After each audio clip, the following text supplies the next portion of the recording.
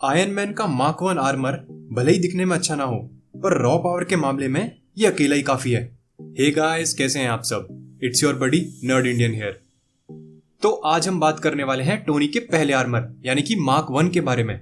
लेकिन उससे पहले अगर आप मार्वल से रिलेटेड कोई भी न्यूज, अपडेट्स एंड थ्योरीज को मिस नहीं करना चाहते तो फटाफट से सब्सक्राइब बटन पे एक हल्क स्मैश मार दीजिए।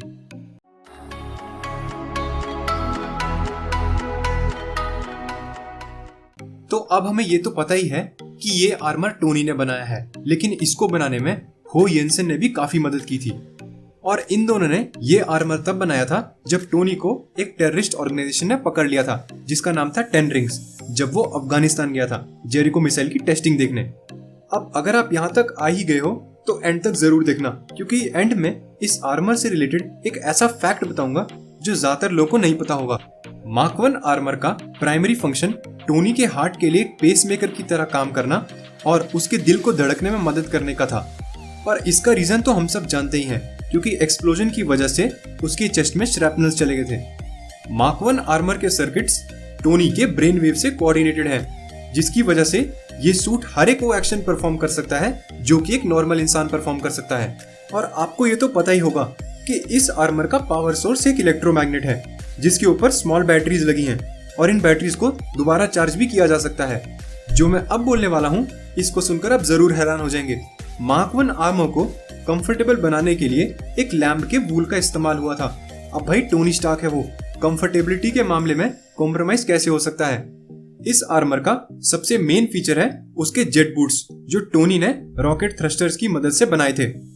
और इनकी मदद से वो थोड़ी देर के लिए तो उड़ ही सकता है, जैसा कि हमने मूवी में देखा था जब वो केव से एस्केप होने के लिए इनका यूज करता है। और अब हम बात करने वाले हैं इस आर्मर की ऑफेंसिव पावर के बारे में।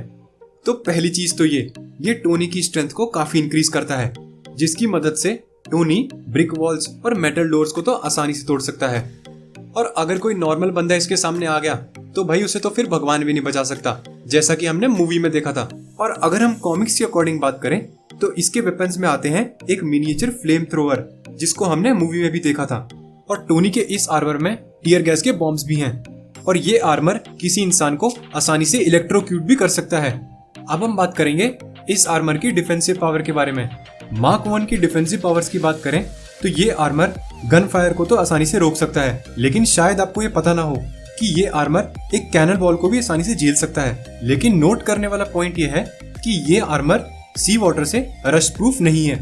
अब हमें ये तो पता ही है कि टोनी के इस आर्मर में एक इलेक्ट्रोमैग्नेट है, और इलेक्ट्रोमैग्नेट होने की वजह से ये आर्मर किसी भी इलेक्ट्रिकल इक्विपमेंट को आसानी से जैम कर सकता है।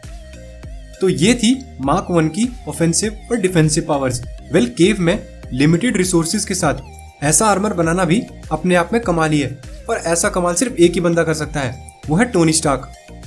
तो अब हम बात करते हैं उस फैक्ट के बारे में। तो मैं आपको बता दूं कि ये सूट ओरिजिनली अफगानिस्तान में नहीं बना था, बल्कि ये सूट वियतनाम में बनाया गया था। पर जैसा कि हम जानते हैं कि वियतनाम वॉर काफी पुरानी हो चुकी है, तो इसीलिए एमसीयू में वियतनाम को अफगानिस्तान कर दिया।